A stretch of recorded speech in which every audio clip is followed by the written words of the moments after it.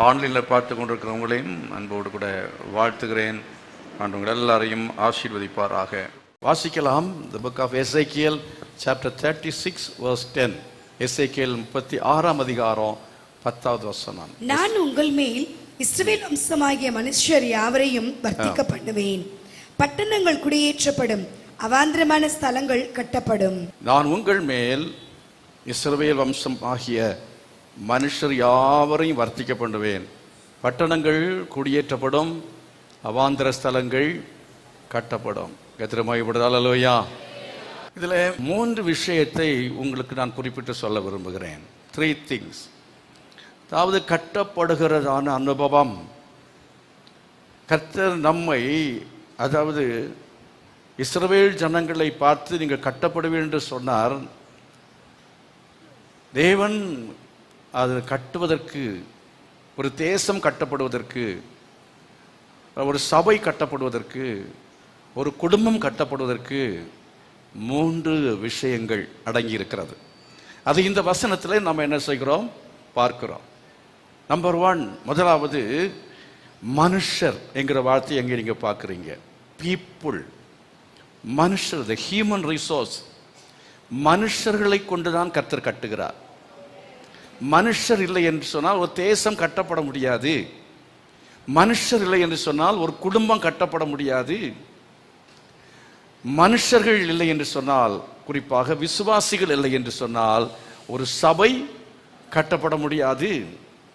இன்னும் அதற்கு உள்ளாலே ஆழமாய் நம்ம கடந்து சென்று நம்ம சொல்லுவோம் என்றால், யோசிப்போம் என்றால், சிந்திப்போம் என்றால், ஒரு தேசம் கட்டப்படுவது மனுஷர்கள் என்கிறதை தாண்டி, தேசத்திலே வெறும் மனுஷர்கள், கை கால் இல்லாத மனுஷர் இருந்த என்ன பிரயோஜனம்? சிந்தனை இல்லாத ஒரு மனுஷர்கள் இந்திய தேசம் முழுவதும் இருந்தால் என்ன பிரயோஜனம்? திறமை இல்லாதவர்கள் இருந்து என்ன பிரயோஜனம்? படிக்காதவர்கள் இருந்து என்ன பிரயோஜனம்? ஆகவே நன்றாக படித்த, திறமையுள்ள, அறிவாளிகள், ஆரோக்கியமானவர்கள் தேசத்தில் எவ்வளவு இருக்கிறார்களோ அதுதான் ரிசோர்ஸ், மனித வளம். மனித வளம் இந்தியாவிலே இருக்கிற பெரிய வளம் என்ன தெரியுமா? பணத்தை பார்க்கிலும் மனித வளம்தான் அதிகமாக இருக்கிறது. உலகத்தில் எந்த தேசத்தில் போனாலும் இந்தியாக்காரன் வேலை செய்கிறான். இந்தியாக்காரனுக்கு வேலை இருக்கிறது, அழைக்கிறார்கள். ஆஸ்திரேலியாவில் போங்க, இந்தியாக்காரனுக்கு அங்கே டோர் ஓப்பனாக இருக்கு. அமெரிக்காவை பாருங்கள், அங்கே இந்தியர்களை வேலைக்கு அமர்த்துகிறார்கள். அதே போல நீங்கள் கனடாவில் பாருங்கள், ரஷ்யாவில் பாருங்கள், எல்லா நாடுகளிலேயும் அந்த நாட்டில் உள்ளவர்கள்லாம் இங்கே வரவில்லை. காரணம், மனித வளம் அங்கே குறைந்து இருக்கிறது, குறைந்து கொண்டு போகிறது. நமக்கெல்லாம் ப்ரொடக்ஷன் அப்படிங்கிறது வேகமாக ப்ரொடக்ஷன் ஆகிட்டு இருக்கு. கர்த்தருக்கு ஸ்தோத்திரம் இல்லையா? ஒரு வீட்டில் என்னன்னா, வசதியானவங்க வீட்டில் 1 இல்லைன்னா 2, வசதி இல்லாதவர்கள் தான் அதில் ரொம்ப கவனமாக இருந்து நல்லா ப்ரொடியூஸ் பண்ணுறாங்க. 7, 8, 10, 15 பிள்ளைகள் சில வீட்டில் இருக்கு. அவங்க விசுவாசிக்கிறவர்கள். விசுவாசத்தால், ஆமாம், எப்படி விசுவாசிக்கிறான்? அதாவது நட்டம் என்ன செய்வான்னா, வச்சவன் தண்ணி ஊற்றுவான். அவன் சொல்லுவான், குழந்தை பிறந்தவனை கேட்ட, இன்னையா 2 ஆச்சே, இன்னொன்று வேணுமா? ஆமாம், வச்சவன் என்ன, நட்டவன் என்ன செய்வான்?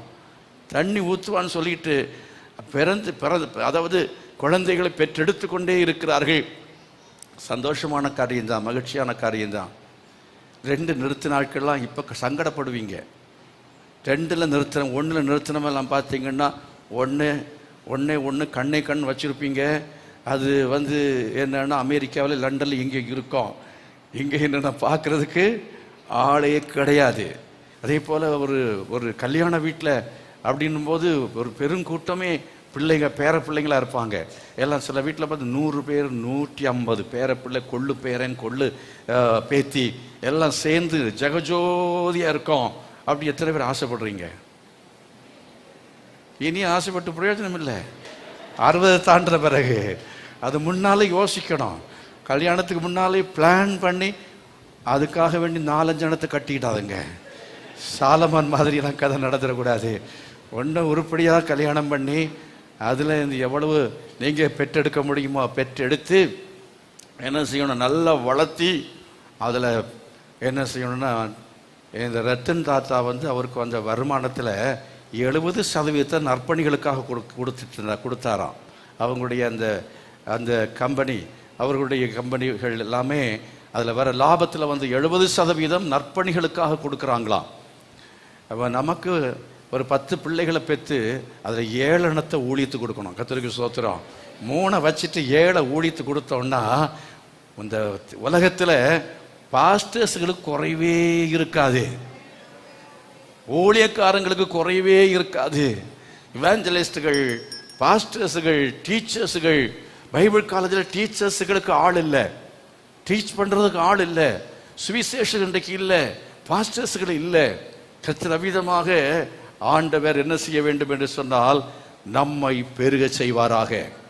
ஒரு தேசத்தின் வளர்ச்சி என்று சொல்கிற சமயத்தில் அங்கே நல்ல கல்விமான்கள், படித்தவர்கள், விவேகமானவர்கள், ஆரோக்கியமானவர்கள், திறமையானவர்கள், அப்படிப்பட்டவர்கள் எவ்வளவு இருக்கிறார்களோ அதனால தான் அந்த தேசம் கட்டப்பட்டு கொண்டிருக்கிறது. ஒரு தேசம் கட்டப்பட்டு கொண்டிருக்கிறது என்று சொன்னால், ஒரு தேசம் முன்னேறி கொண்டிருக்கிறது என்று சொன்னால், ஒரு தேசம் வளர்ந்து கொண்டிருக்கிறது என்று சொன்னால் அதுக்கு காரணம் கட்டப்படுதல் என்றால் வளர்ச்சி பெறுதல், முன்னேறுதல், டெவலப்பிங். அப்படி என்று சொல்லும்போது the quality of the people is very very important one. அதாவது குவாலிட்டி, தரமுள்ளதான மனுஷர்கள், தரமுள்ள மக்கள் இருக்க வேண்டும், தேசத்தில் இருக்க வேண்டும். அப்படி இருந்தால்தான் தேசம் என்ன செய்யப்படும், கட்டப்படும். ஆப்பிரிக்கா கண்டத்தில் போனீங்கன்னா இன்றைக்கும் நீங்கள் நிலைமை பரிதாபமாக இருக்குது. தேர்ட் வேர்ல்டு கண்ட்ரிஸு நம்ம அப்படி தான். ஆனாலும் ஆப்பிரிக்கா கண்டமெல்லாம் அன்றைக்கி மிக மோசமான நிலைமையில் இருக்கிற உகாண்டா, இன்னும் பல இடங்கள்லாம் நீங்கள் பாருங்கள், எத்தியோப்பியா, நைஜீரியா, இவைகள் எல்லாமே என்னென்னா பின்தங்கி இருக்கிறத பார்க்குறோம்.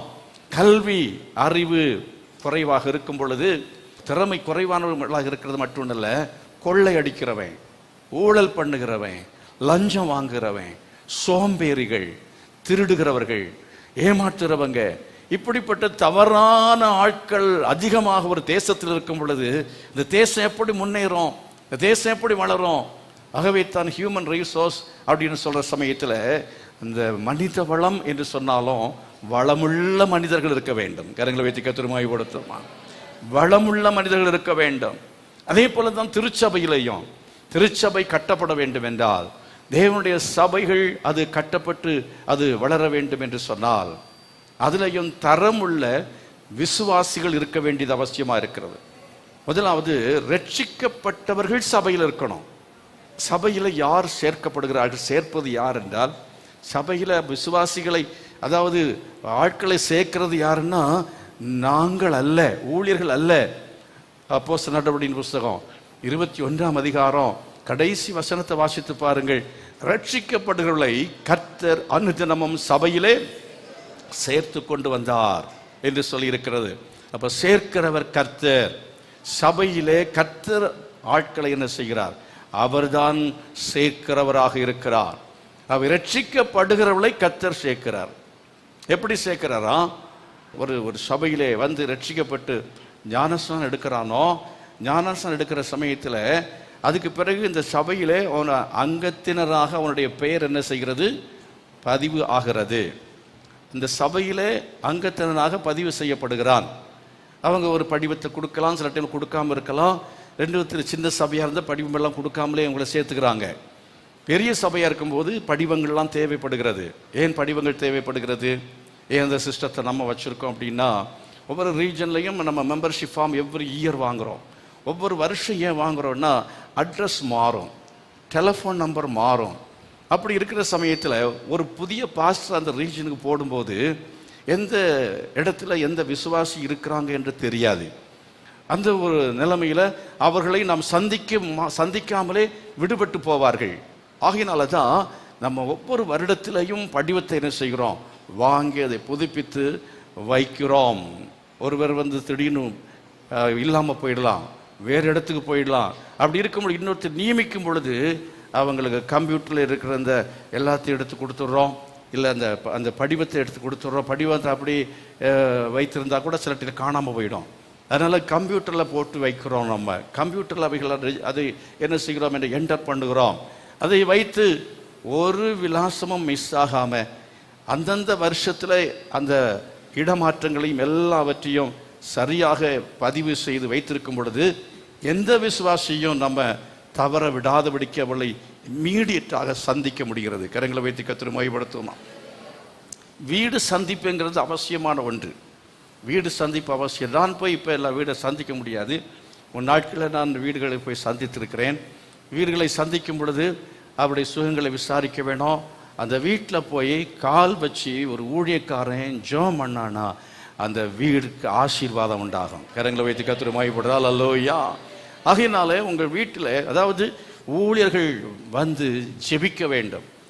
ஊழியர்கள் அவர்களை நீங்கள் ஏற்றுக்கொள்ளுங்கள் என்று வசனம் சொல்கிறது.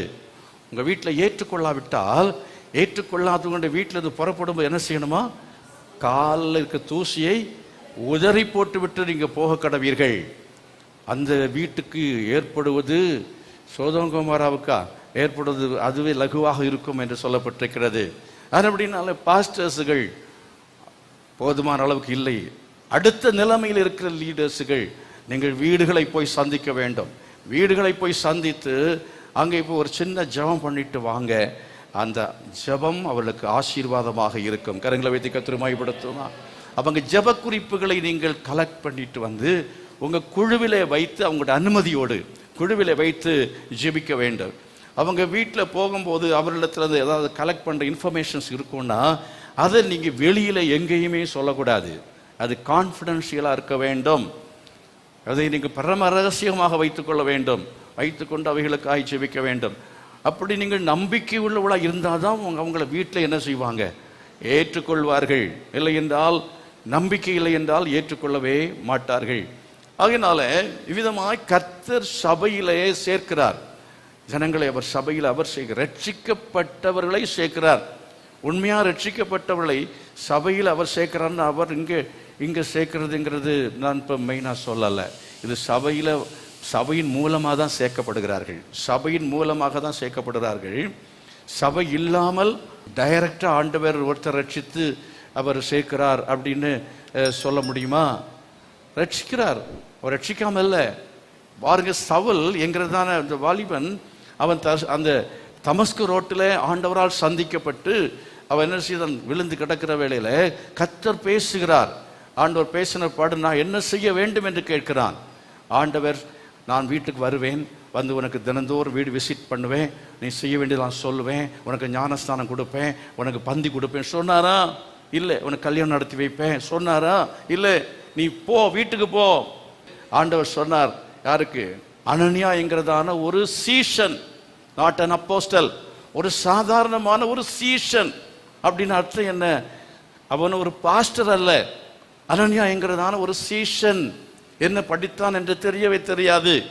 ஈவன் கமாலியலுடைய பாதத்தில் இருந்து கற்றுக்கொண்டதான ஒரு பெரிய பண்டிதன். அவன் டாக்டரேட், அந்த காலத்தில் டாக்டரேட் பெற்றவன். அப்படிப்பட்ட பெரிய கல்விமான், பெரிய பணக்காரன். அவனுடைய வீட்டில் ஒரு சாதாரணமான அனனியா என்கிற ஒரு மனுஷனை ஆண்டவர் போய் சந்தித்து ஆண்டவர் அவன்கிட்ட பேசி நேர்த்திருப்பட்ட தெருவுக்கு போ, சவுலங்கிற வாலிபனை தேடு, அவன் இப்பொழுது ஜெபம் பண்ணுகிறான் என்று கர்த்தர் சொல்லி அவனை அனுப்புகிறார். அங்கே போன பொழுது அவன் ஜெபம் பண்ண அவன் கண்கள் திறந்தது. கரங்களை வைத்து கர்த்தரை மகிமைப்படுத்துவோமா. குருடாக்கப்பட்ட அவன் கண்கள் திறந்தது. அவன் ஞான ஸ்நானத்துக்கு ஒப்பு கொடுத்து அந்த அனனியா என்கிற சீஷன் தான் அவனுக்கு ஞான ஸ்நானம் கொடுக்கிறான். அப்போ ஒரு தலைமையத்துவத்தின் கீழே கர்த்தர் ஏற்படுத்துகிறார். கரங்களை வைத்து கர்த்தரை மகிமைப்படுத்துவான். ஒரு தலைமையத்துவத்தின் கீழே ஏற்படுத்துகிற வேலை. ஒரு சபைக்குள்ளே கர்த்தர் என்ன செய்ய, அந்த பின்பாடு என்ன செய்தான்? அவன் அந்தியோகியா என்கிற சபையிலே அவன் என்ன செய்தான்? அவன் போதகனாகவும் தீர்க்கதரிசியாகவும் அங்கே இருந்தான். அநேக ஆண்டுகள் இந்த சபையிலே அங்கத்தினனாக இருந்த பொழுது கர்த்தருடைய ஆவியானவர் சொன்னார், நான் பிரித்து விடுகிற ஊழியத்துக்கு அவனை என்ன செய்யுங்கள்?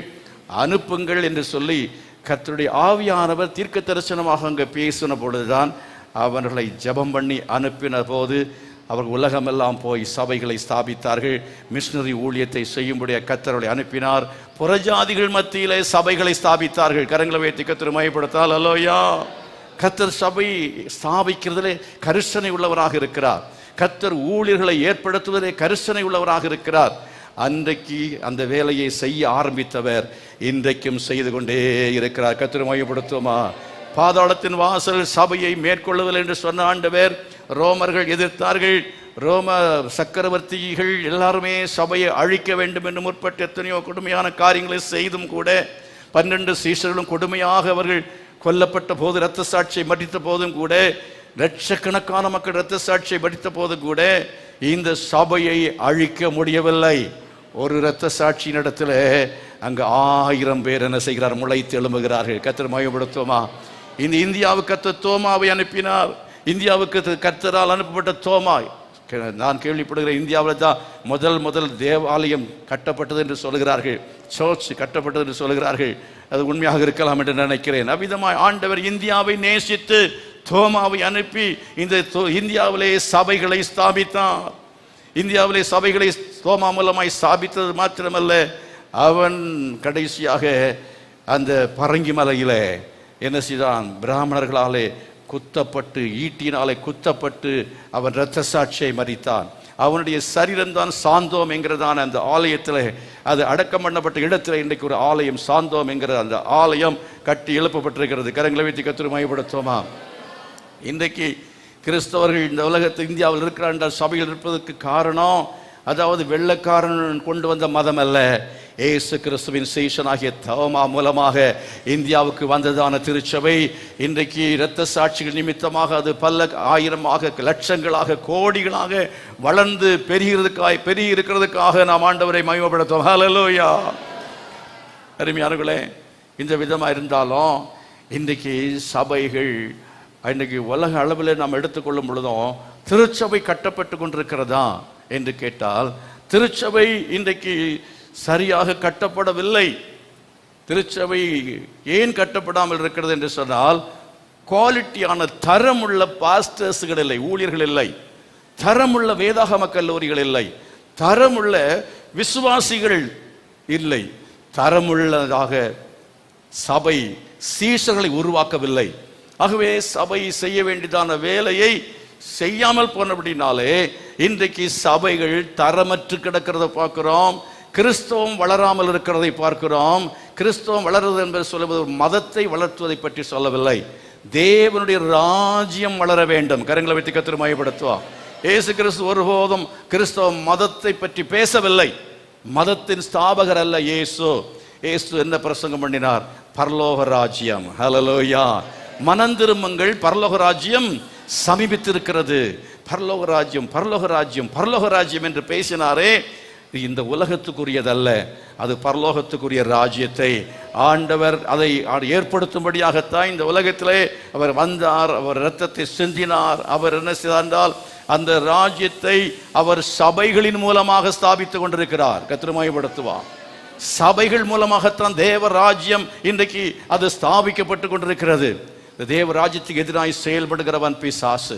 சாத்தான் தேவ சபைக்கு விரோதமாய் செயல்பட்டாலும் நம்ம ஜெபம் பண்ணும்போது, நம்முடைய சபைகளில் எல்லாம் ஜெபம் அதிகமாக இருக்கும் என்றால் சாத்தானுடைய ராஜ்யம் வீழ்த்தப்படும், தேவ ராஜ்யம் கட்டப்படும். கர்த்தரை மகிமைப்படுத்தும். ஹல்லேலூயா.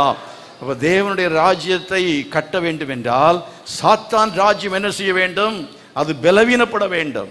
சாத்தானுடைய ராஜ்யம் பலவீனப்பட வேண்டும் என்றால் தேவனுடைய சபை என்ன செய்ய? அதிகமாக விழித்திருந்து ஜெபிக்க வேண்டும், போராடி ஜெபிக்க வேண்டும்.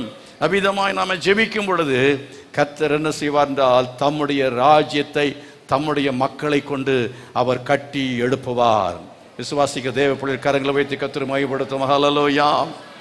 அவ்விதமாக இயேசு கிறிஸ்து சொன்னது போல, நீங்கள் புறப்பட்டு போங்கள், புறப்பட்டு போய் சகல ஜாதிகளையும் அவங்களுக்கெல்லாம் சுவிசேஷத்தை சொல்லி சீஷராக்குங்கன்னு சொன்னார். நம்முடைய கடமை என்ன? உங்களுக்கு யாரோ ஒருத்தர் சுவிசேஷம் சொன்னாங்க, எனக்கு ஒருத்தர் சுவிசேஷம் சொன்னாங்க, ஆகையால் நான் ரட்சிக்கப்பட்டேன். உங்களுக்கு யாரோ சொன்னாங்க, ஆகவே ரட்சிக்கப்பட்டீர்கள். யாரோ உங்களை இந்த சபையில் அறிமுகப்படுத்தினார்கள். அதே வேலையை நானும் நீங்களும் சாகும் வரை செய்வோம் என்று சொன்னார். ஒரு வருஷத்தில் ஒரு நபரை நீங்கள் ஆதாயப்படுத்தி பாருங்க, ஒரு கணக்கு போட்டு பாருங்க. இன்றைக்கு ஒருத்தர் தான் ஒரு ரட்சிக்கப்பட்ட ஒரு விசுவாசி. தேவ ராஜ்யத்தின் அங்கம் ஒன்று தான் இருக்கிற வைத்துக் கொள்ளுங்கள். தேவ ராஜ்யத்தினுடைய அங்கத்தினன் ஒரே ஒருவன் இருக்கிறான், ஒரு குடும்பம் என்று வைத்துக் கொள்ளுங்கள். அடுத்த வருஷத்துல 2 குடும்பம், அதுக்கு அடுத்த வருஷத்துல அந்த 2 பேர் சேர்த்து இன்னொரு 2 பேரை ஆதாயப்படுத்த 4, இப்படியே நீங்க கணக்கு போட்டு பாருங்க, ஒரு 35 ஆண்டுகளுக்குள்ளாலே இந்த உலகத்தில் இன்றைக்கு இருக்கிறதான ஜனத்தொகை அளவுக்கு என்ன செய்ய முடியும் என்றால் தேவ ராஜ்யம் பெருக முடியும் என்று கணக்கு போட்டு நானே பார்த்துருக்கிறேன். ஸ்தோத்திரம், அல்லேலூயா.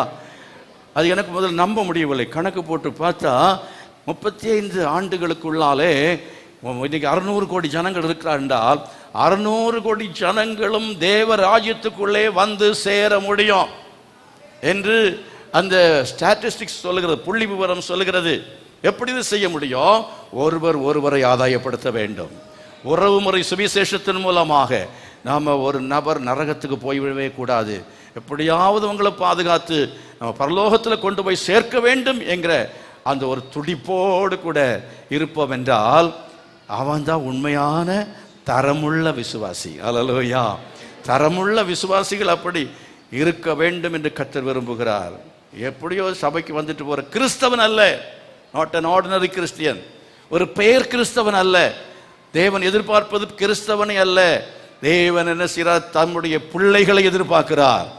ஆண்டவர் அவரை விசுவாசிக்கிற விசுவாசிகளை எதிர்பார்க்கிறார். அவரை பின்பற்றுகிற சீஷர்களை எதிர்பார்க்கிறார். சபையில் நானும் நீங்களும் அவரை விசுவாசிக்கிற ஒரு விசுவாசியா இருக்கணும். நம்ம அவரை பின்பற்றுகிற ஒரு சீஷனாக இருக்க வேணும். அவருக்கு ஊழியம் செய்கிறதான ஒரு ஊழியக்காரனாக நம்ம மாற வேண்டும். அதுதான் இந்த வசனத்தில் சொல்லி இருக்கிறபடியாக மனுஷர். அல்லேலூயா. கர்த்தர் மனுஷர் என்ன செய்வேன்? வர்த்திக்க பண்ணுவேன் என்று கர்த்தருடைய வசனத்தில் வாக்குத்தத்தமாய் கர்த்தர் சொல்லி இருக்கிறதை பார்க்கிறோம். உங்க வீடு கட்டப்பட வேண்டும் என்றால் தரமுள்ள பிள்ளைகள் இருக்க வேண்டும். ஆமென். உங்க வீட்டு தரமுள்ள பிள்ளைகளை நீங்கள் என்ன செய்ய வேண்டும்? பெற்று எடுக்க வேண்டும் என்பதில் வளர்த்த வேண்டும். பெற்றால் மாத்திரம் போதாது, அவளை சரியாக நீங்கள் வளர்த்தி அவர்களை ஆலயத்துக்கு கொண்டு வரணும். அவர்களை சண்டே ஸ்கூலில் சின்ன வயதில் அனுப்பணும், யூத் டிபார்ட்மெண்ட்டுக்கு அனுப்பணும், ஸ்டூடெண்ட்ஸ் கேம்ப் வைத்து அதுக்கு அனுப்பணும், அதே போல் யூத் கேம்ப் வைக்கும் அதுக்கு அனுப்பணும். சில ஆட்கள் என்ன பண்ணுறாங்க தெரியுமா? பிள்ளைகள் அதுக்கெல்லாம் அனுப்பக்கூடாதுன்னு மூடி வச்சுருப்பாங்க. சண்டே ஸ்கூலுக்கு அனுப்ப மாட்டாங்க, யூத் கேம்புக்கு அனுப்ப மாட்டாங்க, ஸ்டூடெண்ட்ஸ் கேம்புக்கு அனுப்ப மாட்டாங்க. அப்புறம் அந்த பிள்ளைகள் அவர்கள் ஆராதனையில் ஆராதிக்க தெரியாது, துதிக்க தெரியாது, அவர்கள் எதுக்கும் பிரயோஜனம் இல்லாத விசுவாசத்தில் பலவீனமான பிள்ளைகளாக சில சமீபத்தில் அதாவது கேள்விப்பட்டேன், நம்ம சபையில் ஒரு பையன் அவள் இப்போ ரோமன் கத்தோலிக்க சபைக்கு போயிட்டு இருக்கிறான்னு சொல்லி கேள்விப்பட்டேன். நம்ம சபைக்கு வர்றதில்லைன்னு கேள்விப்பட்டேன். ஒரு சில நபர்லாம் சபைக்கு வர்றதே இல்லாமல் அப்படி இருக்கிறத பார்க்குறோம். கண்ணீரோடு நம்ம ஜெபம் பண்ணணும், கண்ணீரோடு ஜெபிக்கணும். ஆகவே இதில் ஒருவேளை பெற்றோர் அதில் தவறு செய்திருப்பார்கள், செய்யவில்லை என்பதல்ல இங்கே விஷயம். நம்ம என்ன செய்யணும்? ஒரு வாலிப பிள்ளைகளும் என்ன செய்யக்கூடாது? ரட்சிக்கப்படாமல் போயிடக்கூடாது. ஒரு வாலிப பையனோ பொண்ணோ அவர்கள் சபையிலே அவர்கள் நாட்டப்படாமல் இருக்கக்கூடாது. அவர்கள் எல்லாத்திலும் ஈடுபட வேண்டும். எல்லாத்திலும் ஈடுபடுகிறதான உங்களுடைய பிள்ளைகளை சபையில் நீங்கள் ஈடுபடுத்த வேண்டும். கொயரில் கொண்டு வந்து என்ன செய்யணும்? சேர்க்கணும். திறமையின் அடிப்படையில் அவர்களை கொண்டு வந்து நீங்கள் சேர்க்கணும். சபையில் ஈடுபடுத்த வேண்டும். அவ்விதமாக நீங்கள் சபையில் அவர்கள் ஈடுபடுத்தும் பொழுதுதான் உண்மையாக தான் ஹியூமன் ரிசோர்ஸ். ஹல்லேலூயா. மனித வளம் என்பது சபைக்கு இருக்கிறது என்று சொன்னால் அதுதான் அது அர்த்தமுள்ளதாக இருக்கும். அப்படித்தான் நம்ம செய்யணும். உங்கள் குடும்பத்தில் இருக்கிறதான பிள்ளைங்களை நீங்கள் என்ன செய்ய? வசனத்தில் வளர்த்தி எடுக்கணும். சாப்பிடும்போது ஜெபம் பண்ண கற்றுக் கொடுக்கணும். நைட்டில் படுக்க முன்னால் ஜெபம் பண்ண கற்றுக் கொடுக்கணும். காலையில் ஜெபத்தில் உட்கார வைக்கணும். அப்படி நம்ம செய்யும் பொழுது தலைமுறையாக உங்களுடைய பிள்ளைகள் என்ன செய்வார்கள்? விசுவாசிகளாகவே இருப்பார்கள். அவர்கள் சீஷர்களாகவே இருப்பார்கள். உண்மையான ஒரு கிறிஸ்தவனாக உங்களுடைய பிள்ளைகள் அவங்களுடைய குடும்பங்கள் கட்டப்படும். கர்த்தர் மகிமைப்படும். அல்லேலூயா. கிறிஸ்தவ குடும்பங்களாக உங்கள் குடும்பங்கள் தலைமுறையாய் கட்டப்பட வேண்டும். எத்தனை பேர் விரும்புகிறீர்கள்? அப்படி என்று சொன்னால் தொடர்ந்து தேவனுடைய சபைக்கு நீங்கள் குடும்பமாக வந்து கர்த்தரை ஆராதனை செய்யணும். குடும்பத்தில் அந்த சபையிலே நீங்கள் என்ன செய்ய வேண்டும் என்றால் தொடர்பு வைத்திருக்க வேண்டும், ஈடுபாடு வைத்திருக்க வேண்டும். அது மாத்திரமல்ல, குடும்ப ஜெபம் செய்ய வேண்டும். குடும்பமாக நீங்கள் என்ன செய்ய வேண்டும்? ஊழியத்திலே கரிசனை உள்ள மக்களாக இருக்க வேண்டும். அப்படி இருந்தால் மாத்திரமே தலைமுறையாக குடும்பங்கள் கிறிஸ்துவுக்குள் கட்டப்படும். உலகத்தில் அல்ல, கிறிஸ்துவுக்குள் கட்டப்பட வேண்டும். அவ்விதமாய் கட்டப்படுவதற்கு கர்த்தர் என்ன செய்யட்டும்? உதவி செய்வாராக. சபையை நான் சொன்ன நேரம் முடிந்து விட்டது. அருமையார்களே, 10 குறிப்புகள் நான் உங்களுக்கு சொல்ல முடியாது. நான் என்ன செய்கிறேன், அதை நான் வாசித்து நான் விட விரும்புகிறேன். தரமுள்ள ஒரு குடும்பமாக இருக்க வேண்டும் என்றால், தரமுள்ள சபையாக இருக்க வேண்டும் என்றால், தரமுள்ள ஒரு மனிதனாக இருக்க வேண்டும் என்று சொன்னால் தேவை என்ன என்பதை குறித்து நீங்கள் 2 கொரிந்தியர் 5ஆம் அதிகாரத்தில் படிக்கும் பொழுது, பூமிக்குரிய கூடாரமாகிய நம்முடைய வீடு அழிந்து போனாலும் தேவனால் கட்டப்பட்ட கைவேலை இல்லாத நித்திய வீடு பரலோகத்தில் நமக்கு உண்டு என்று அறிந்திருக்கிறோம் என்று சொல்லி இருக்கிற வசனத்தின்படி 2 வகையான கட்டடங்கள், 2 வகையான வாழ்க்கை. ஒன்று அநித்தியமாக உலகத்திலே கட்டப்படுகிற காரியங்கள், அநித்தியமான இந்த உலக வாழ்க்கை. இன்னொன்று நித்தியமான வாழ்க்கை. அந்த நித்தியமான வாழ்க்கை நம்முடைய வாழ்க்கையில் அப்படி அதில் ஆவிக்குரிய வாழ்க்கை, இந்த இன்னர் லைஃப், இந்த இன்னர் லைஃப் கட்டப்பட வேண்டும். ஒரு மனிதனுடைய அந்த இன்னர் லைஃப் கட்டப்படும் பொழுது ஆவிக்குரிய வாழ்க்கை, ஒரு தனிப்பட்ட மனிதனுடைய ஒரு ஆவிக்குரிய வாழ்க்கை கட்டப்படும் பொழுது அவன் குடும்பம் கட்டப்படும். குடும்பம் கட்டப்படும் பொழுது சபை கட்டப்படும். சபை கட்டப்படும் பொழுது சமுதாயம் கட்டப்படும். சமுதாயம் கட்டப்படும் பொழுது இந்த தேசம் கட்டப்படும். கரங்களை வைத்து கர்த்தரை மகிமைப்படுத்துங்கள். அல்லேலூயா. நம்பர் 1 என்ன செய்ய வேண்டும் என்று இந்த வசனம் சொல்ல தெரியுமா? 2 கொரிந்தியர்ல நீங்கள் 5ஆவது அதிகாரத்தில் வாசிக்கும் போது அங்கே சொல்லப்பட்டிருக்கிற முதலாவது விஷயம் என்னவென்று சொன்னால், முதல் வசனத்தின்படி அறிவு உள்ளவர்களாக இருக்க வேண்டும். அல்லேலூயா. இந்த knowledge. What is the knowledge? 2 வகையான நாலேஜ் நமக்கு தேவைதான். பிரதானமாக ஒரு ஸ்பிரிச்சுவல் பர்சனாக, ஒரு ஆவிக்குரியவனாக நம்ம உள்ளான மனிதனில் கட்டப்பட வேண்டும் என்றால் நித்திய ராஜ்யத்தை பற்றிய அறிவு நமக்கு தேவை. அல்லேலூயா. நித்திய எட்டர்னல் லைஃப், எட்டர்னல் ஹவுஸ், அந்த பரலோக வீட்டை குறித்ததான அந்த அறிவை நாம் என்ன செய்ய வேண்டும்? சுதந்திரித்துக் கொள்ள வேண்டும். அதில் பெருக வேண்டும். பிள்ளைகளுக்கு அந்த அறிவை கற்றுக் கொடுக்க வேண்டும். நம்பர் 2, 2வது வசனத்தில் சொல்லியிருக்கிறது வாஞ்சை.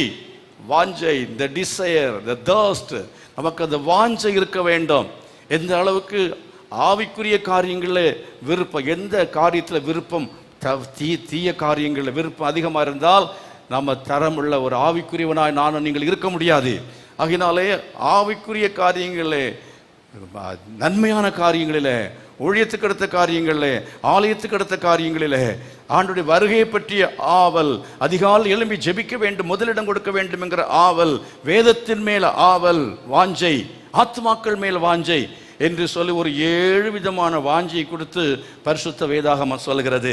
அப்படி ஆவிக்குரிய காரியங்களிலே வாஞ்சை உள்ள மக்களாக நாம் இருக்க வேண்டும். நம்பர் 3, 5ஆம் அதிகாரம் 4ஆம் வசனத்தில் வாசிக்கும் பொழுது நாம் விரக்தி அடைந்து விடக்கூடாது, களைத்து போய் விடக்கூடாது. பாரம் சுமந்து தவிக்கிறோம் என்று வசனம் சொல்கிறது. இந்த உலகத்தில் நமக்கு பிரச்சனைகள் உண்டு, அதனால் நம்ம வியாதிகள் வரும், துன்பங்கள் வரும். ஆனால் விரக்தி அடைந்து களைத்து போய் சோர்ந்து போய் விட்டோம் என்றால் நம்ம உற்சாகம் இல்லாமல் பேசுவோம், உற்சாகம் இல்லாமல் செயல்படுவோம். வேலைக்கு போனாலும் உற்சாகம் இல்லாமல் தான் செய்வோம், சமையல் பண்ணாலும் உற்சாகம் இல்லாமல் தான் செய்வோம், ஆலயத்துக்கு வந்தாலும் உற்சாகம் இல்லாமல் தான் வருவோம். அப்படி இல்லாமல் உற்சாகத்தை வெளிப்படுத்த வேண்டும். கரங்களை வெற்றி கர்த்தரை மகிமைப்படுத்துவோம். உள்ளத்தில் இருந்தால் தான் உற்சாகம் வெளியே என்ன செய்யும்? வரும். தாவீது உற்சாகத்தை இழந்து போனான். காரணம் என்ன? அவனுடைய வாழ்க்கையில பாவம் பிரவேசித்தது. பாவம், தவறான காரியங்கள் உங்கள் வாழ்க்கையில குற்றமன சாட்சி உங்கள் உற்சாகத்தை கெடுத்து போடும். ஆக உற்சாகத்தை இழந்து போகாமல் இருக்க வேண்டும். பலர் உங்களை மனமடிவாக்குவார்கள். அப்படி மனமடிவாக்குனாலும் நீங்க என்ன செய்யக்கூடாது? விரக்தி அடையாமல் இந்த உலகத்தில் பாரம் சுமந்து தவிக்கிறோம். ஆனால் நாம் உற்சாகத்தோடு இருப்பதற்கு நாம் கற்றுக்கொள்ள வேண்டும். கரங்களை வைத்து கர்த்தரை மகிமைப்படுத்தும். ஹல்லேலூயா. உற்சாகத்தின் ஆவி உடையவளாக இருக்க வேண்டும். 5:5 வாசிக்கிறோம், we must have the power of the Holy Spirit. பரிசுத்த ஆவியினுடைய வல்லமை நமக்குள் இருக்க வேண்டும். பரிசுத்த ஆவியினுடைய வல்லமை அபிஷேகத்தினால் அது கிடைக்கிறது. ஆவியானவர் அச்சாரம், ஆவி என்னும் அச்சாரத்தை தந்தவரும் அவரே. வல்லமை பவர்ஃபுல்லா இருக்கணும். ஒரு செத்த கழுதையினுடைய தாடை எலும்பை கொண்டு சிம்சோன் 1000 பேர் என்ன செய்தார்? வெட்டி வீழ்த்தினான். அந்த கழுதைக்கு இருந்த அபிஷேகம் இல்லை, அதை வைத்திருந்தவன் மேல் இருந்த அபிஷேகம். கரங்களை வைத்து கர்த்தரை மகிமைப்படுத்துவோமா? கர்த்தர் நமக்கு அபிஷேகம் இருந்தது என்று சொன்னால் நம்மை கொண்டு சாதாரணமான ஒரு காரியத்தை வைத்து நம்ம என்ன செய்ய முடியும்? வல்லமையாய் பயன்படுத்த முடியும். கரங்களை சேர்த்து கர்த்தரை மகிமைப்படுத்துவோமா? எஸ்ஏ தினகரன் இருக்கிறாரே, ஏற்கனவே சொல்லியிருக்கிறேன் இல்லையா, கண்டக்டராக தான் இருந்தார். அவரு நான் சொல்கிறதில் அவரே சொன்னதுனால அவரை பற்றி அவர் கோச்சிக்க மாட்டார். சாதாரண ஒரு கண்டக்டர், பஸ் கண்டக்டர். ஆனால் இன்றைக்கி என்னை விட அதிகமான நாட்டில் போயிட்டே வந்துக்கிட்டே இருக்கிறாரு. ஏற்றுக்கொள்கள் ஏராளமாக இருக்கிறார்கள். போய் ஒவ்வொரு இடத்துலையும் போய் அவர் ஊழியங்களை செய்கிறார் என்று சொன்னால் கர்த்தருடைய அபிஷேகம், கரங்களை வைத்து கர்த்தரை மையப்படுத்துவான். ஆண்டுடைய அபிஷேகம் உங்கள் மேல் இருக்கும் என்றால் நீங்கள் வல்லமையாய் பயன்படுத்தப்படுவீர்கள். கர்த்தருடைய பாத்திரமாய், கர்த்தருடைய கருவியாய் பயன்படுத்தப்படுவீர்கள். அது மாத்திரமல்ல, 5ஆம் அதிகாரம் 6வது வசனத்தில் வாசித்து பாருங்கள். 5:6 விசுவாசம் என்பது நமக்குள் இருக்க வேண்டும். நாம் தரிசித்து நடவாமல் விசுவாசித்து நடக்கிறோம். விசுவாசம் என்பதுதான் அணுக்குண்டு மாதிரி. அதாவது உலகத்தில் எல்லாரும் பயப்படுறது பெரிய பெரிய சக்தி என்னன்னா அணுதான். விசுவாசம் என்பது காணப்படாத ஒரு சக்தி. அந்த விசுவாசம் நமக்குள் இருக்கும் என்றால் அதுதான் நம்மை பெரியவனாக மாற்றுகிறது. அதுதான் நம்மை கட்டி எழுப்புகிறது. அது இருக்கிறவன் தான் குடும்பத்தை கட்டி எழுப்ப முடியும், சபையை கட்டி எழுப்ப முடியும், சமுதாயத்தை கட்டி எழுப்ப முடியும், தேசத்தை கட்டி எழுப்ப முடியும். விரிவாக விளக்கமாக பேசுவதற்கெல்லாம் சமயம் இல்லை. இது எல்லாத்தையும் ஒவ்வொன்றையும் ஒவ்வொரு வாரத்திலையும் பேசுவதற்காக தான் தயார் பண்ணி வச்சிருக்கிறேன். ஆனால் எல்லாத்தையும் மேலோட்டமாக ஹெட்லைனை சொல்லிட்டு நான் உட்கார போகிறேன். அது மாத்திரமல்ல அருமையானவர்களே, 7ஆம் வசனம் சொல்கிறது தைரியம் உள்ளவர்களாக இருக்க வேண்டும். எப்பொழுதும் தைரியமாகவே இருக்கிறோம். சொல்லுங்க எல்லாரும், எப்பொழுதும் தைரியமாகவே இருக்கிறோம். ஹல்லேலூயா. இருக்க வேண்டும். என்ன நடந்தாலும், எப்படிப்பட்ட சூழ்நிலைகள் வந்தாலும் அதைரியம் வரவே கூடாது, சோர்வு வரவே கூடாது. தைரியமாக இருக்கணும். கர்த்தர் என் மேய்ப்பராய் இருக்கிறார், நான் தாட்சியடையேன். மரண பள்ளத்தாக்கில் நடந்தாலும் பொல்லாப்புக்கு பயப்பட மாட்டேன். இந்த தேவன் நம்முடைய தேவன், மரண பரியந்த நம்மை நடத்துவார். நான் விட்டு விலகுவதும் இல்லை, உன்னை கைவிடுவதும் இல்லை. பயப்படாதே, நான் உன்னோடு கூட இருக்கிறேன். கர்த்தர் அநேக வாக்குத்தத்தங்களை நமக்கு கொடுத்திருக்கிறார். மேகம் போன்ற இத்தனை திரளான சாட்சிகள் நம்மை சூழ்ந்திருக்க பாவத்தையும் பாரத்தையும் தள்ளிவிட்டு லக்கை நோக்கி நாம் ஓட கடவோம். கரங்களை வைத்து கர்த்தரை மையப்படுத்த. ஹல்லேலூயா. தைரியம் உள்ளவர்களாக இருக்கணும். எந்த பிரச்சனை பயப்படக்கூடாது. 5ஆம் அதிகாரம் 8ஆம் வசனத்தில் படிக்கும் பொழுது உலக பற்று இருக்கக்கூடாது. உலக பற்று இல்லாதவர்களாக இருக்க வேண்டும். எப்போ கற்று கூப்பிட்டாலும் போகிறதுக்கு ரெடி. எத்தனை பேர் போகிற ரெடியாக இருக்கிறீங்க? ஏசு எப்போ வந்தாலும் போகிறதுக்கு ரெடியாக தான் இருக்கிறேன். எத்தனை பேர் உலக பற்று அற்றவர்களாக இருக்கணும்? இயேசுவை நான் நேசிக்கிறேன். ஆமென். இயேசுதான் எனக்கு, அவர்தான், அவருடையவைகள், அவருடைய சபை, அவருடைய ஆலயத்தை கட்டுவது, இதில் தான் எனக்கு பற்று. அதுதான் என்னுடைய பாசம். இந்த உலகத்தில் உள்ளவைகளும் எனக்கு எந்த பற்றும் இல்லை, பாசம் இல்லை. எப்போது நான் ஆண்டவருடைய சமூகத்துக்கு போகிறதுக்கு நான் ஆயத்தமாக இருக்கிற நிலைமையில் நாம் ஆயத்தமாக இருக்க வேண்டியது அவசியமாக இருக்கிறது. அதை குறித்தெல்லாம் இதெல்லாம் நீங்கள் குறித்து கொண்டு ஒவ்வொன்றையும் நீங்கள் ஆராய்த்து பார்க்க வேண்டும், ஒவ்வொன்றையும் நீங்கள் தியானிக்க வேண்டும். ஒரு வார்த்தையில் சொல்லி நான் போகிறேன், அது ஒரு வார்த்தையல்ல, அதில் அநேக விஷயங்கள் அடங்கி இருக்கிறது. இந்த ஒவ்வொன்றையும் நீங்கள் இந்த மாதம் முழுவதும் என்ன செய்யுங்கள்? தியானம் பண்ணுங்கள். 5ஆம் அதிகாரம் 9ஆம் வசனம், பிரியமான வாழ்க்கை வாழ வேண்டும். ஹல்லேலூயா. மனுஷரை பிரியப்படுத்துவது அல்ல, ஆண்டவரை பிரியப்படுத்தணும். தேவனுடைய சித்தத்தை நம்ம செய்யணும். ஆண்டவரே, உம்முடைய சித்தத்தை செய்கிறேன். ஆண்டவரே, உமக்கு பிரியமில்லாத காரியத்தை நான் செய்ய மாட்டேன். எது உமக்கு இஷ்டமோ அதை செய்வேன் என்கிறதான ஒரு தெய்வ சித்தம் செய்கிற ஒரு மனிதனாக, அவருடைய இஷ்டத்தை செய்கிற ஒரு மனிதனாக இருப்போம் என்றால் அவன் தான் ஆவிக்குரிய ஜீவியத்தில் கட்டப்படுவான். கரங்களை வைத்து கர்த்தர் மகிமைப்படுவான். அவனை கொண்டுதான் கர்த்தர் குடும்பங்களை கட்டுவார், சபையை கட்டுவார், சமுதாயத்தை கட்ட முடியும். அது மாத்திரமல்ல, 5ஆம் அதிகாரத்தில் 11ஆம் வசனத்தில் சொல்லியிருக்கிறது, மனுஷருக்கு புத்தி சொல்ல வேண்டும். ஆமென். மனுஷருக்கு புத்தி சொல்லுகிறோம். காலத்தை அறிந்து என்ன செய்யுங்க? மனுஷருக்கு புத்தி சொல்லுங்கள். ரட்சிக்கப்படும்படியே புத்தி சொல்லுங்கள். இயேசு சீக்கிரம் வருகிறார் என்று புத்தி சொல்லுங்கள். ஆலயத்துக்கு வாருங்கள் என்று புத்தி சொல்லுங்கள். ஊழியம் செய்யுங்கள் என்று புத்தி சொல்லுங்கள். பாவம் செய்யாதிருங்கள் என்று புத்தி சொல்லுங்கள். குடும்பத்தில் சமாதானம் இருக்க புத்தி சொல்லுங்கள். புத்தி சொல்வதற்கு ஆட்கள் தேவை. ஆகவே நாம் அதை செய்யும் பொழுது புத்தி சொல்லுகிறவர்களாய் நாம் இருக்க வேண்டும். கரங்களை வைத்து கர்த்தரை மகிமைப்படுத்துவோம். இறைக்கிற கிணறு ஊறும். எழுப்பிலிருந்து நான் பேசும் பொழுது நான் தானாகவே கட்டப்படுகிறேன். ஹல்லேலூயா. நீங்கள் ஊழியம் செய்யும் பொழுது தானாகவே கட்டப்படுவீர்கள். ஒரு ஜெபக்குழு நடத்தும் பொழுது நீங்கள் தானாகவே கட்டப்படுவீர்கள். மற்றவர்களை கட்டுகிற உங்களை கர்த்தர் கட்டி எழுப்புவார். சத்தமாக கர்த்தர் மகிமைப்படுத்த. ஹல்லேலூயா. 10ஆவதாக 5ஆம் அதிகாரம் 11ஆவது வசனம் சொல்கிறது, ஒளிவு மறைவற்றவளாக இருக்க வேண்டும். You must be a transparent, you must have a transparent life. நமக்கு ஒரு வெளிப்படையான வாழ்க்கை, நேர்மையான வாழ்க்கை, கபடு இல்லை, வஞ்சகம் இல்லை, சூது வாது ஒண்ணுமே கிடையாது, திறந்த மனம். அல்லேலூயா. அதே போல நம்ம உண்மை உள்ளவர்களாக இருக்கணும், நேர்மை உள்ளவர்களாக இருக்க வேண்டும். அப்படி இருப்போம் என்று சொன்னால், அப்படிப்பட்ட உண்மையான ஒரு ஆவி, ஒரு ஸ்பிரிட் நமக்குள்ள இருக்கும் என்று சொன்னால், ஒரு நேர்மையான வாழ்க்கை நமக்குள் இருக்கும் என்றால், அதுதான் நம்முடைய ஆவிக்குரிய வாழ்க்கையை கட்டி எழுப்பக்கூடியதாக இருக்கிறது. ஹல்லேலூயா. கர்த்தருக்கு முன்பதாக உண்மையாக இருக்க வேண்டும். அதன் மூலமாக குடும்பம் கட்டப்படும், சபை கட்டப்படும், தேசம் கட்டப்படும். எல்லாம் தேவ சமூகத்தை சீக்கிரமாக எழுப்பி நிற்போம். கைகளை வைத்து ஆண்டு சமூகத்தில் சொல்லுங்க, ஆண்டவரே, நான் கட்டப்பட வேண்டும் என்று விரும்புகிறேன். I want to be built, oh God. Oh, I want to be built up, oh Father.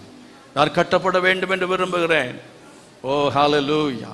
எத்தனை பேர் கட்டப்பட வேண்டும் விரும்புறீங்க? எத்தனை பேர் கட்டப்பட வேண்டும் என்று விரும்புறீங்க? கைகளை வைத்து எல்லாம் தேவ சமூகத்தில் எல்லாரும் கைகளை வைத்து, ஆண்டவரே, நான் கட்டப்பட வேண்டும் என்று விரும்புகிறேன். பரலோகத்தை அப்படி கண்களை நீங்கள் மூடி இருக்கும்போது கேளுங்க, தரிசனம் தாங்கப்பா, நான் பரலோகத்தை பார்க்கணும். அன்றைக்கு யோவான் பரலோகத்தை பார்த்தா, ஆண்டவரே, அன்றைக்கு பவுல் அதை தரிசித்தான். அந்த பரலோக தரிசனம் எனக்கு வேணும். அந்த நித்திய வாழ்வை குறித்த ஒரு தரிசனத்தை எனக்கு தரணும், என் குடும்பத்துக்கு தரணும், என் சபைக்கு தரணும், என் சமுதாயத்துக்கு வேண்டும். ஓ, அது இல்லாதனால தான் மக்கள் என்னை குடித்து வரித்து அழிந்து போய் கொண்டிருக்கிறார்கள். தகப்பனே, என்னை உதவி செய்யும் என்று சொல்லி கேட்போம். ஓ ஹல்லேலூயா, ஹல்லேலூயா. அவருடைய சமூகத்தை கேளுங்க, ஆண்டவரே, வாஞ்சையில் உண்டாகட்டும், ஆவிக்குரிய காரியங்களில் வாஞ்சை உண்டாகட்டும், ஆவிக்குரிய விஷயங்களில் வாஞ்சை உள்ளவனா இருக்க எனக்கு உதவி செய்யுங்கப்பா. ஞாயிற்றுக்கிழமை வரும் பொழுது ஆலயத்துக்கு வர வேண்டும் என்கிற வாஞ்சை எனக்கு தாரும். மான்கள் நீரோடை வாஞ்சித்து கதறுவது போல என் ஆத்துமா உம்மை வாஞ்சித்து கதறுகிறது. எப்பொழுது தேவ சந்நிதி வந்து நிற்பேன் என்று சொல்லி நான் தாகமாக இருக்கிறேன் என்று அங்கே சங்கீதக்காரன் சொல்லுகிறது போல, தேவனுடைய சமூகத்தை குறித்து, ஜெபத்தை குறித்து, வேதத்தை வாசிப்பதை குறித்து, எப்பொழுது ஊழியத்துக்கு போவேன் என்பதை குறித்து தாகமாக இருக்கத்தக்கதாக கர்த்தர் அப்படிப்பட்ட தாகத்தை வாஞ்சையும் பெருகச் செய்வாராக. ஓ ஹல்லேலூயா. சோர்ந்து போயிருக்கிறதான ஒவ்வொரு உள்ளங்களையும் கர்த்தர் இந்த வேளையிலே ஆண்டவர் உற்சாகப்படுத்த வேண்டும் என்று விரும்புகிற கரங்களை வைத்து தேவமணி கேளுங்க, ஆண்டவரே, என் ஆத்துமா சோர்ந்து போய் இருக்கிறது, விரக்தி அடைந்திருக்கிறேன், என் வாழ்க்கை ஒரு புதிய உற்சாகத்தை தருவீராக, ஒரு புதிய உற்சாகத்தை தருவீராக. ஓ ஹல்லேலூயா. ஒரு புதிய விசுவாசத்தை தருவீராக, ஒரு புதிய நம்பிக்கை தருவீராக, அவன் நம்பிக்கையை விட்டு அகற்றுவீராக. ஓ ஹல்லேலூயா. எப்போதும் சந்தோஷமா இருக்கணும், எப்போதும் உற்சாகமான வார்த்தைகளை பேசணும், எப்போதும் நேர்மறையான வார்த்தைகளை நான் பேச வேண்டும். அப்படிப்பட்டதான் உற்சாகமான ஆவி எனக்கு தாரு. என் வேலைகளை உற்சாகமா செய்யணும் ஆண்டவரே, ஊழியத்தை உற்சாகமா செய்யணும் ஆண்டவரே, உற்சாகமா ஜெபம் பண்ணுகிற இடத்துல உற்சாகமா ஜெபம் பண்ண வேண்டும். ஹல்லேலூயா. கர்த்தருடைய சமூகத்தில் கர்த்தர் உங்கள் எல்லாரையும் வல்லமையால் நிரப்புவாராக, விசுவாசம் உள்ளவளாய் நிரப்புவாராக, தைரியம் உள்ளவளாய் நிரப்புவாராக, தெய்வீக அன்பினால் நிரப்புவாராக. அப்படி சித்தத்தை செய்கிறவளாய் கர்த்தர் உங்களை மாற்றுவாராக, மற்றவர்களுக்கு புத்தி சொல்லவளாய் கர்த்தர் மாற்றுவாராக, நேர்மை உள்ளவளாய் மாற்றுவார்களாக. கரங்களை கொட்டி எல்லாரும் கர்த்தரை மகிமைப்படுத்துங்கள். ஹல்லேலூயா.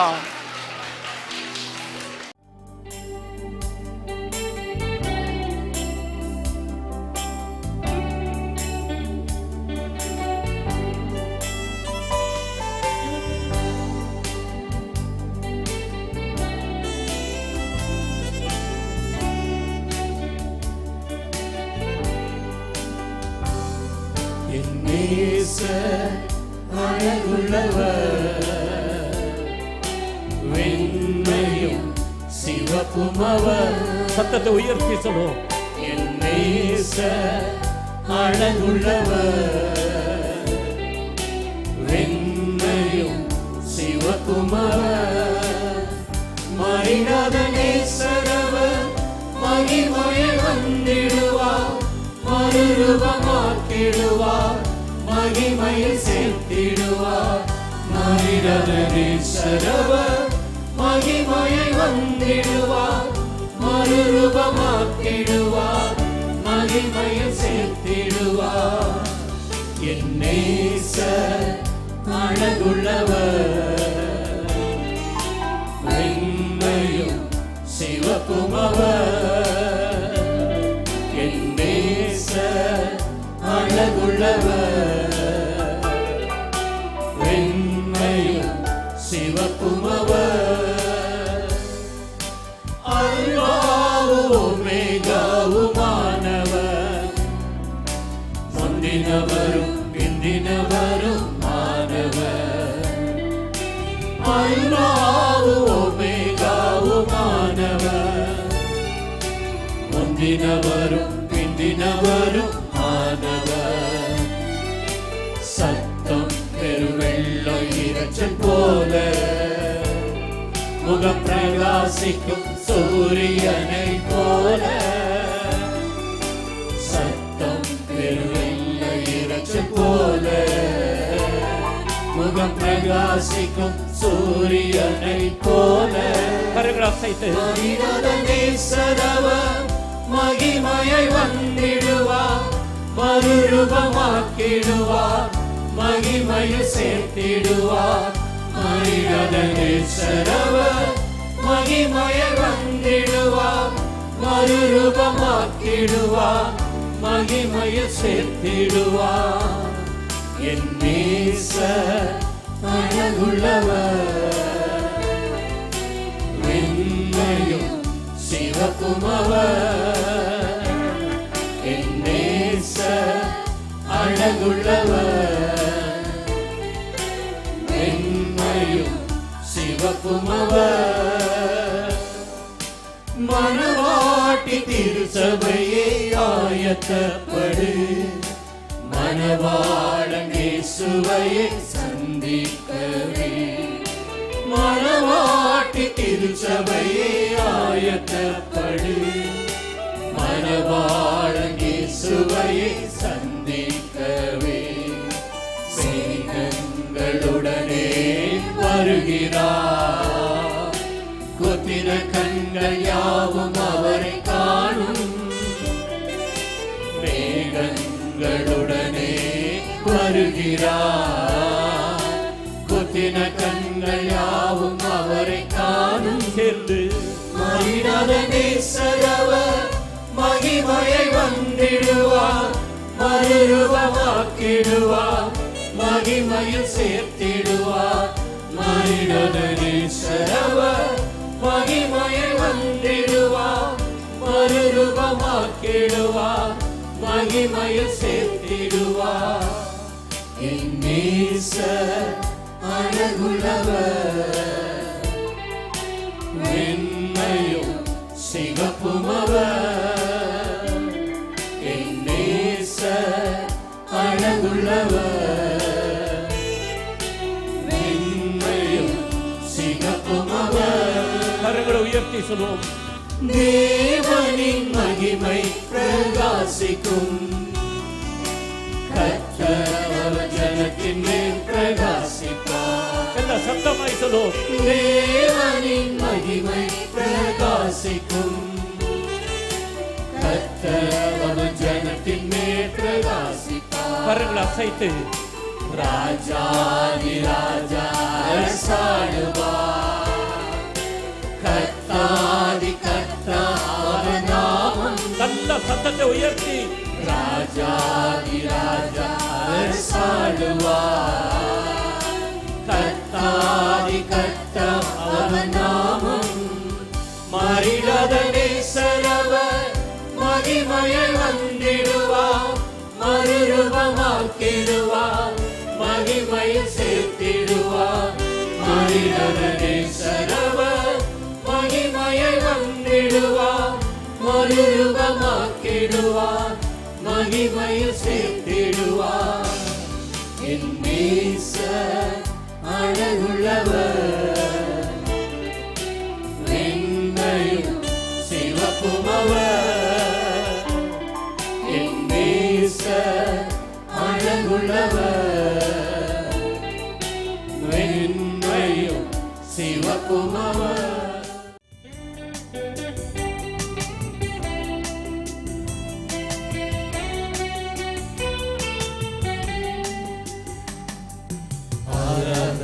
கூறியவரே உம்மை உயர்த்தி ஆராதிப்பே, ஆராதனை கூறிய ஆராதிப்பே. கரங்களை செய்து பரிசுத்த நீ பரிசுத்த பரிசுத்த நீ பரிசுத்தரே. பரிசுத்த நீ பரிசுத்த பரிசுத்த நீ பரிசுத்தரே. என்னை நேசிப்பவர் நீரல்லவோ, என்னுடைய ஆராதனை உங்களுக்கு தான். என்னை நேசிப்பவர் நீரல்லவோ, என்னுடைய ஆராதனை உங்களுக்கு தான். பரிசுத்த நீ பரிசுத்த. சத்தமாய் ஆராதிப்போம். பரிசுத்த நீ பரிசுத்தரே. பரிசுத்த நீ பரிசுத்த பரிசுத்த நீ பரிசுத்தரே. என்னை மன்னித்தவர் நீரல்லவோ, என்னுடைய ஆராதனை உங்களுக்கு தான். என்னை மன்னித்தவர் நீரல்லவோ, என்னுடைய ஆராதனை உங்களுக்கு தான். பரிசுத்த நீ பரிசுத்த பரிசுத்த நீ பரிசுத்தரே. பரிசுத்த நீ பரிசுத்த பரிசுத்த நீ பரிசுத்தரே. என்னை ஆட்கொண்டவர் நீரல்லவோ, என்னுடைய ஆராதனை உங்களுக்கு தான். என்னை ஆட்கொண்டவர் நீரல்லவோ, என்னுடைய ஆராதனை உங்களுக்கு. எல்லா கரங்களை அசைத்து பரிசுத்த என்று சத்தமாய் நீ பரிசுத்த பரிசுத்த நீ பரிசுத்தரே. பரிசுத்த நீ பரிசுத்த பரிசுத்த நீ பரிசுத்தரே. அல்லேலூயா அல்லேலூயா அல்லேலூயா அல்லேலூயா அல்லேலூயா அல்லேலூயா அல்லேலூயா ஆமென். பரிசுத்தமும் நீதியும் நிறைந்த எங்கள் அன்பின் பிதாவே, நன்றியோடு உம்மை துதிக்கிறோம். ஆண்டவரே, உம்முடைய வீட்டிலே, ஜெப வீட்டிலே, உம்முடைய ஆலயத்திலே நீர் இந்த நாளிலே எங்களை கொண்டு வந்து நீர் மகிழ்வித்ததற்காக நாங்கள் உமக்கு நன்றி செலுத்துகிறோம். எங்களுடைய உள்ளான மனதில் ஆண்டவரை இன்னும் அதிகமாய் உம்மிடத்தில் நெருங்கி ஜீவிக்க வேண்டும் என்றதான வாஞ்சியை ஆண்டவரே உம்முடைய தாசர் மூலமாய் பரிசுத்த ஆவியானவர் நீர் வெளிப்படுத்தின காரியங்களுக்காக நாங்கள் நன்றி செலுத்துகிறோம். ஆண்டவரே, இதுவரை இருந்ததை விட இன்னும் அதிகமாய் நாங்கள் கட்டப்படவும் ஆண்டவரே உமக்கென்று பயன்படவும் ஆண்டவரே நீர் உதவி செய்தல்லும்படியாய் செபிக்கிறோம். எங்களை கொண்டு இந்த தேசத்தில் ஆண்டவரே, இந்த சபையில் ஆண்டவரே பெரிய காரியங்களை கர்த்தர் செய்ய போகிறீர். அதற்காக நாங்கள் நன்றி செலுத்துகிறோம். ஆண்டவரும் அருமை இரட்சகருமான இயேசு கிறிஸ்துவின் மூலம் வேண்டிக் கொள்கிறோம், நல்ல பிதாவே, ஆமென். நம்முடைய கர்த்தராகிய இயேசு கிறிஸ்துவனுடைய கிருபையும் பிதாவாகிய தேவனுடைய அன்பும் பரிசுத்த ஆவியானவருடைய அந்யோன்ய ஐக்கியமும் சதா காலங்களிலும் நம் ஒவ்வொருவரோடும் சகல பரிசுத்தவான்களோடும் கூட இருப்பதாக. ஆமேன், ஆமேன். கர்த்தர் உங்களை ஆசீர்வதிப்பாராக.